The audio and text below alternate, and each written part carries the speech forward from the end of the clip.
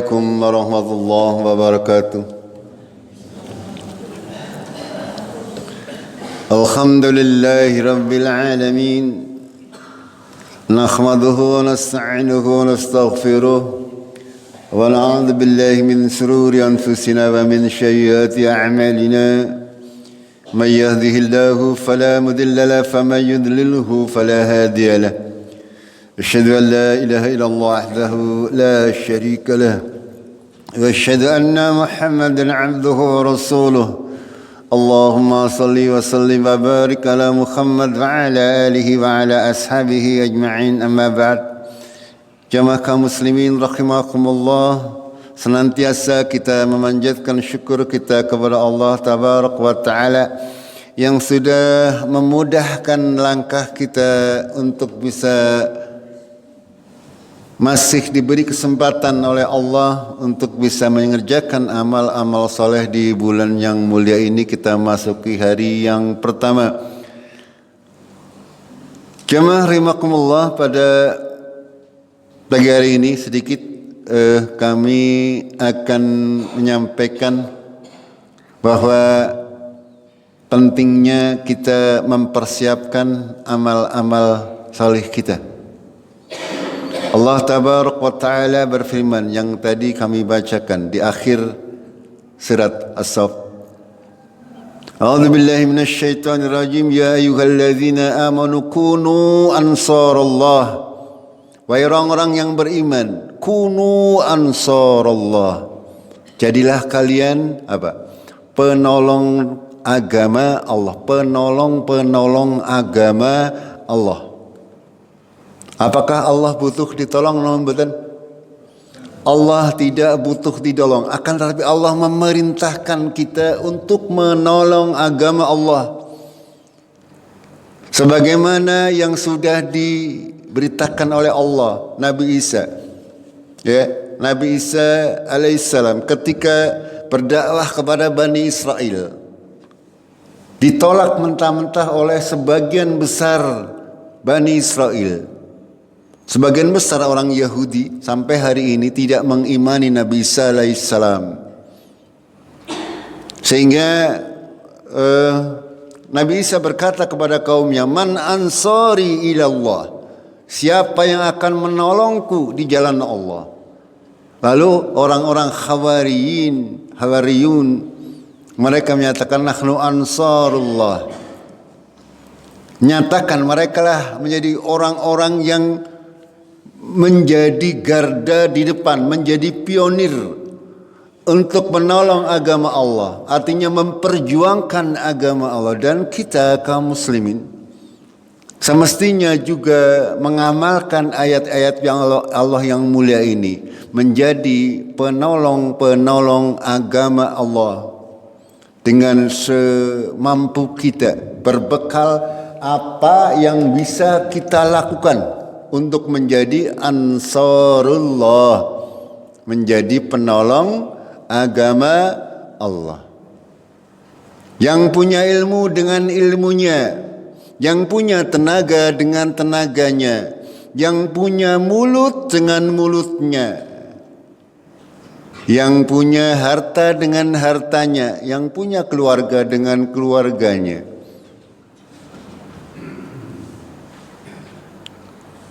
Atau hal-hal yang lain yang bisa kita lakukan agar supaya kita bisa menjadi penolong agama Allah. Dan pasti dalam ayat yang lain Allah akan menjamin orang-orang yang menolong agama Allah pasti akan dimudahkan urusannya fid dunya wal akhirah. Kita harus yakin. Untuk itu jamaah rahimakumullah, pada subuh yang pertama kami sampaikan sedikit mengenai pentingnya persiapan untuk melakukan ibadah secara umum. Setiap ibadah yang kita lakukan harus dengan persiapan, karena tanpa persiapan Allah tidak akan membuat kita mudah melaksanakan itu semuanya. Di dalam Al-Quran Allah Tabarak wa Ta'ala di dalam surat At-Taubah ayat 83 Allah berfirman, A'udzu billahi minasy syaithanir rajim. Fa'in raja'aka Allahu ila ta'ifatin minhum fasta'dhanuka lil khuruj. Ketika Allah menghendaki untuk mengembalikan mereka kepada sebagian daripada mereka, maka artinya ini ketika Allah memerintahkan Rasulullah untuk berperang di jalan Allah, fasta'danuka lil khuruj, dan mereka orang-orang munafik itu adalah mereka meminta izin untuk tidak ikut berjihad fi sabilillah.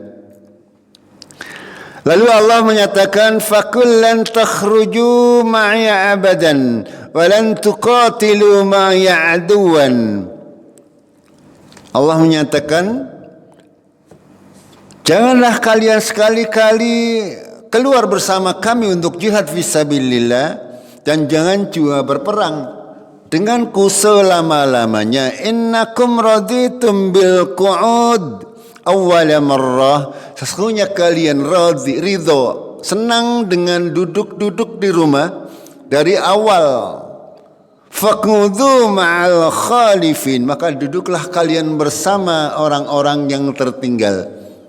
Ya, orang-orang munafik, orang-orang yang di dalam hatinya ada penyakit, ketika mereka diperintahkan oleh Allah untuk berjihad fi sabilillah, mereka mempunyai beralasan. Banyak sekali alasannya ketika diperintah untuk berbuat kebaikan. Sehingga ketika mereka suatu waktu mereka kepengin berbuat kebaikan, maka sekalian saja ditolak oleh Allah.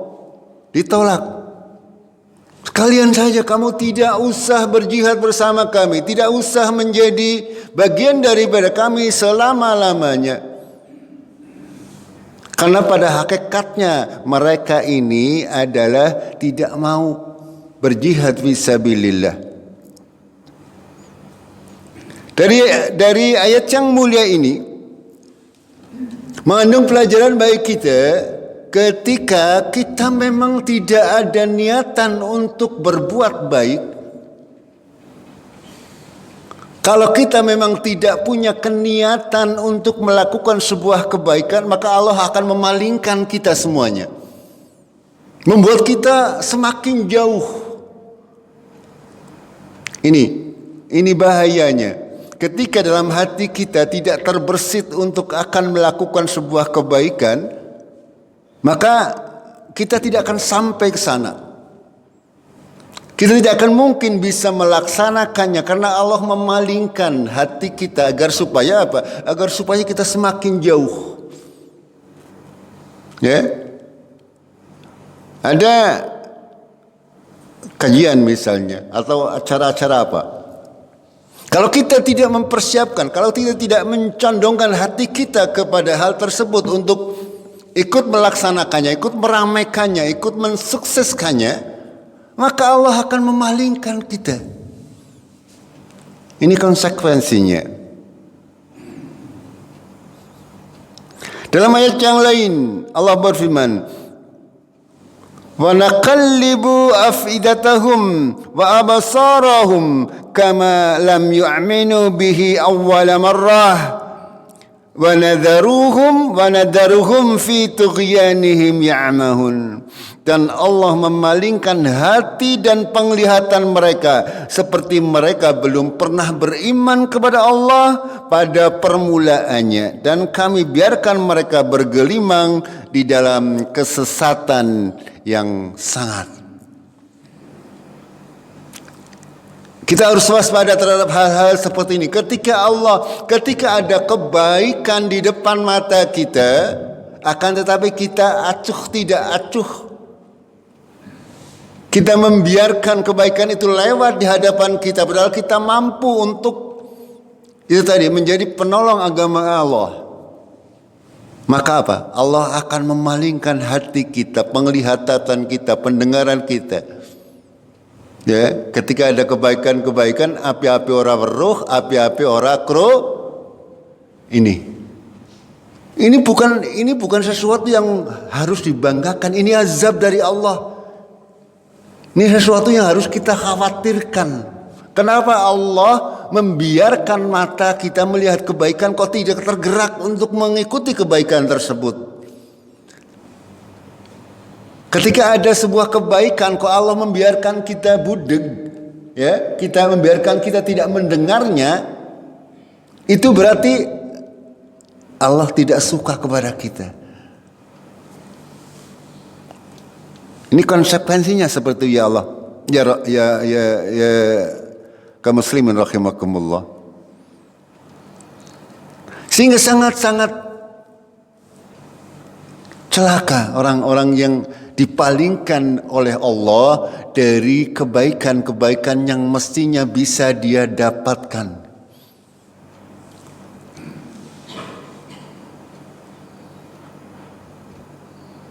Di dalam ayat yang lain Allah berfirman, "Walau aradul khuruj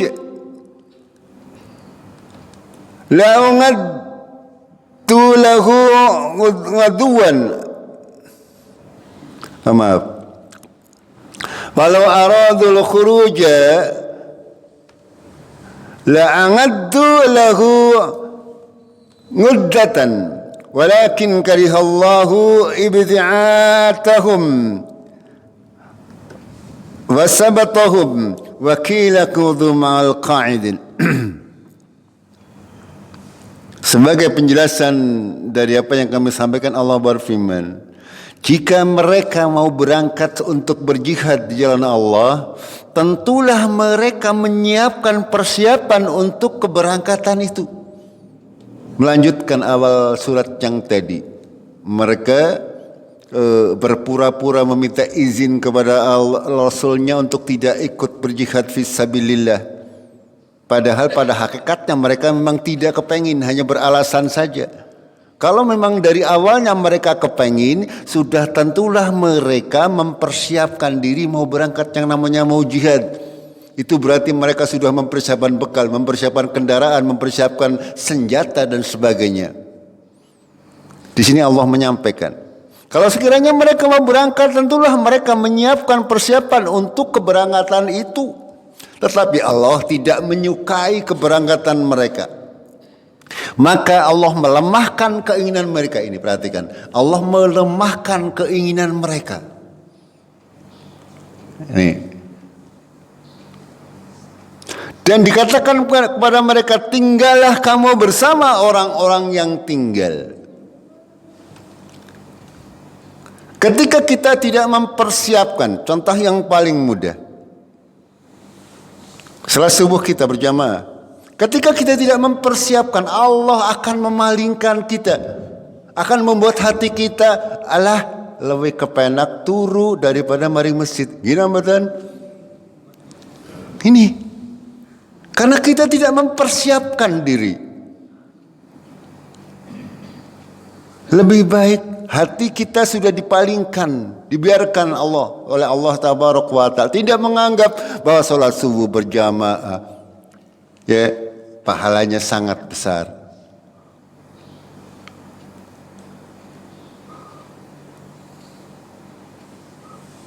Makanya penting untuk kita senantiasa bersiap-siap ketika ada apapun kebaikan, kita minimal membuka hati kita, tertarik, lalu mempersiapkan apa-apa yang bisa kita lakukan di dalam rangka ansarullah, di dalam rangka menolong agama Allah.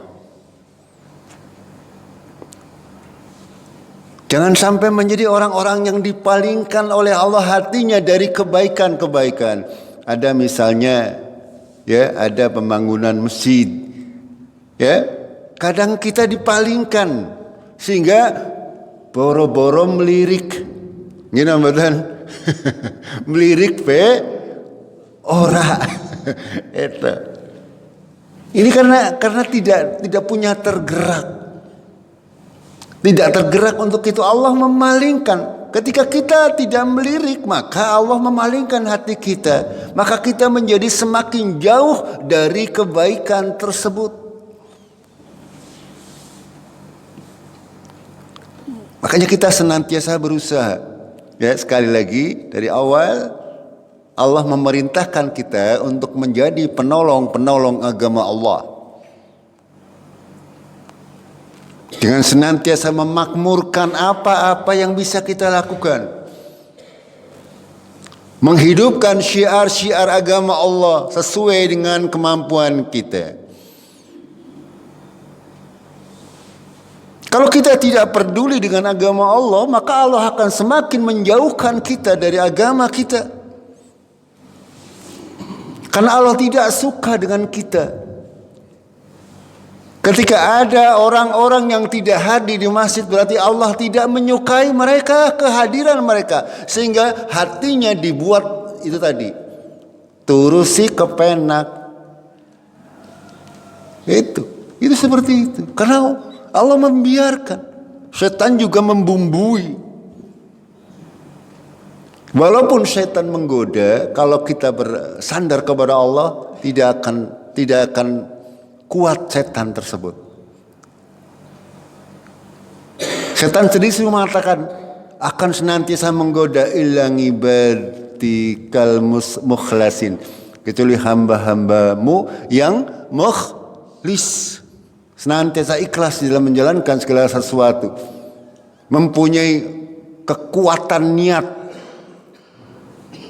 untuk merangkuh kebaikan-kebaikan, maka setan tidak bisa untuk menggoda kita, membohongi kita bahwasanya dengan berdiam di rumah itu lebih baik daripada salat di masjid misalnya.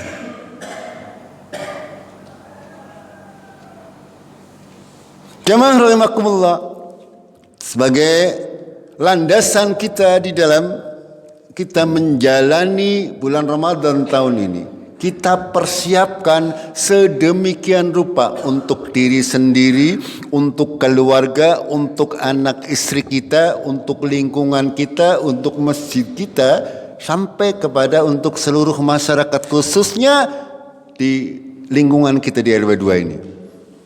Ini secara umum seperti itu harus dipersiapkan. Kalau tidak dipersiapkan, maka tidak akan bisa kita mencapai hasil yang maksimal.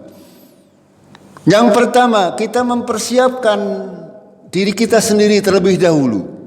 Apa yang mesti kita persiapkan sedemikian rupa di bulan Ramadan ini agar maksimal, maksud saya.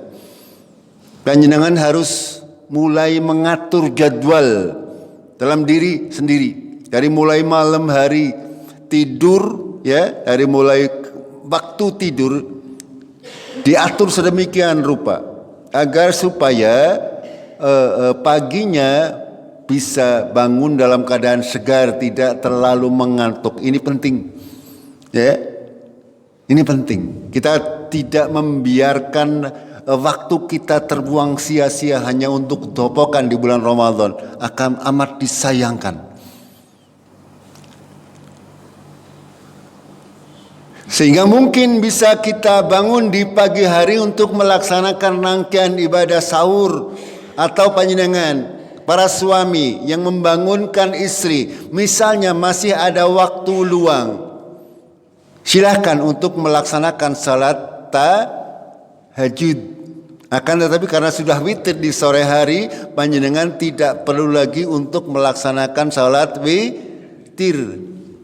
Silahkan. Atau dengan membaca Al-Quran. Ini manfaatkan waktu-waktu tersebut.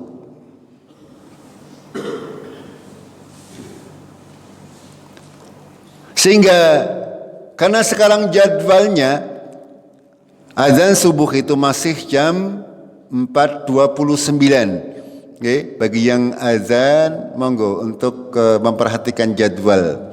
Ya, ini patokan.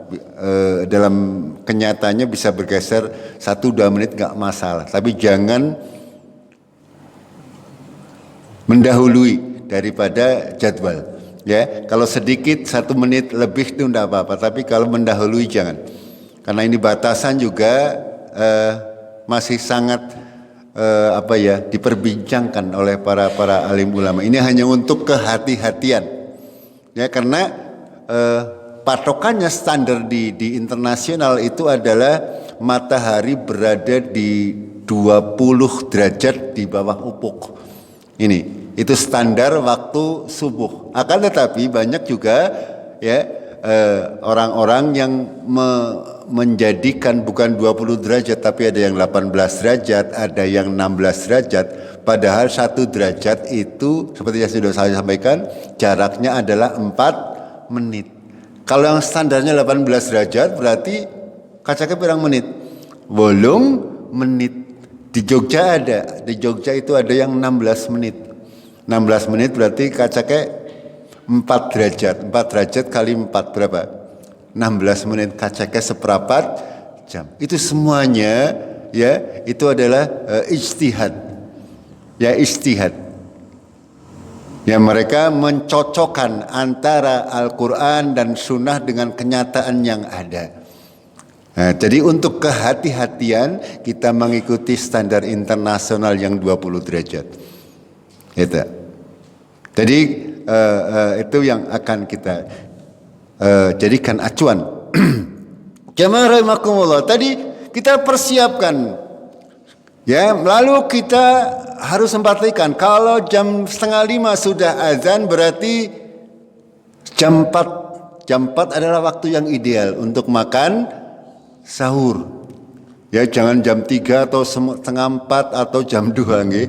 Karena kaum muslimin senantiasa berada dalam kebaikan selagi apa?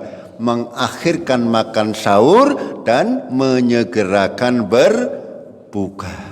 Jadi jam 4 usahakan sudah makan sahur. Ya, kita ambil yang ringkas, sing mame banter sih 5 menit rampung nggih. Kalau sing wis keol-keol untune pada ompong kan suwe nggih. Mame ora rampung, bukan perkara apa-apa ya. Di cokot ngene gracol, cokot ngene hilang. Sehingga geol-geol ora rampung. Sehingga mungkin butuh 15 menit. Ya, belum kita istirahat minum dan sebagainya, lalu kita gosok gigi, sikat gigi dan sebagainya. Kurang lebih itu waktu yang ideal. Setelah itu apa? Kita berwudu. Ya, berwudu. Ketika adzan sudah selesai dikumandangkan, panjenengan semuanya sholat sunnah di rumah. Nih, ya, kecuali muadzin.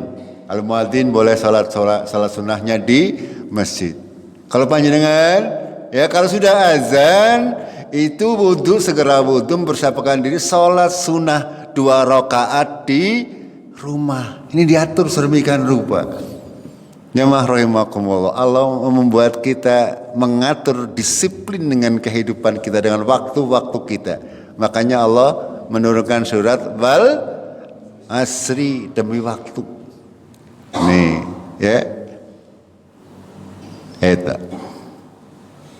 Kalau sudah selesai salat sunnah di rumah, panjenengan baru ke masjid. Itu. Ya, diperkirakan karena jarak antara adzan dan iqamah sudah pernah kami sampaikan, ya kira-kira paling semending 10 menit, paling akeh 15 sampai 20 menit.